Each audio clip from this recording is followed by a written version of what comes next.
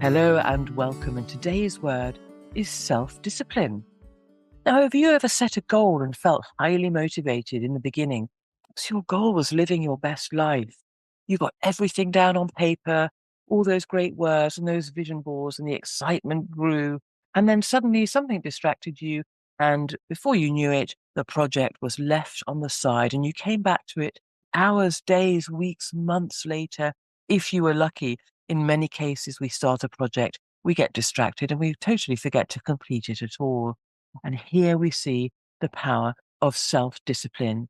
Self-discipline is linked to taking action, and it is the most important part for living your best life.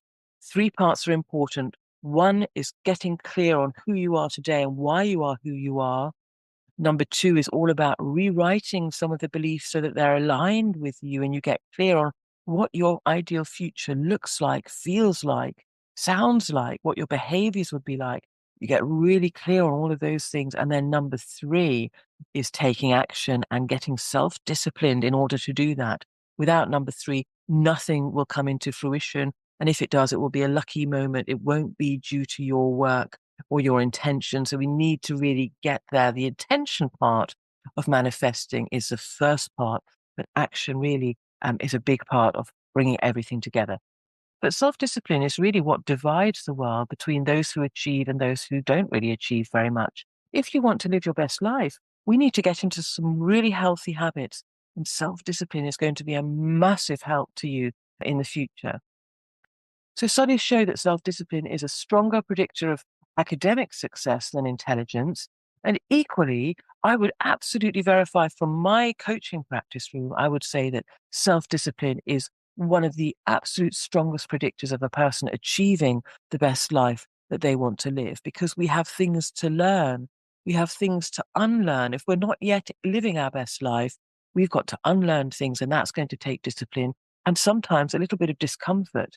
Discipline helps us move through discomfort. So another statistic that I find quite an interesting one is around people with high levels of self-discipline tending to have better mental health in general because they experience less stress and less regret. So people with a lack of self-discipline, but people who also have dreams, often spend their times regretting the fact that I want to have my own business and I wish I could travel the world, and yet they don't have the discipline to actually do it.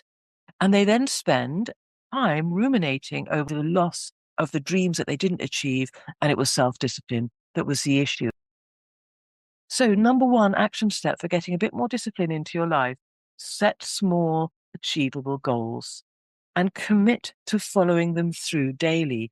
Now, this comes down very much to that morning routines, having 3 points that I want to do in a day, or maybe even 5, making sure that they're actually doable and that they get done.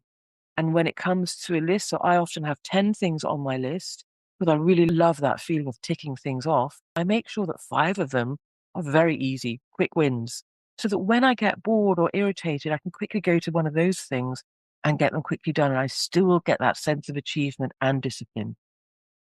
Number two, removing temptations. Self-discipline is much easier when we're not distracted. You're sitting in a lovely cabin in the forest with your notebook and a cup of tea and a pen. It's much easier to be self-disciplined than when we have shopping malls luring us in, and we have friends who want to go for coffee, and we have perhaps children and pets and TV and phones and partners and whatnot. So remove temptations wherever you can, at least for certain chunks of the day. Again, we don't need to be self-disciplined every moment, but build it into your life. Develop that morning routine is my third advice to you. And it can be fun and beautiful. It can be based in your head or in your body or a bit of everything. And I don't think a morning routine has to really last more than 10 minutes. I can do 3 minutes of exercise, 3 minutes of deep presence meditation, and then I can spend 3 or 4 minutes writing down my plans for the day, and I'm already done. And if I do longer of that, fantastic. But if I don't, it's a great place to start. We're going to end on a quote today by Abraham Lincoln. Discipline is choosing between what you want now and what you want most.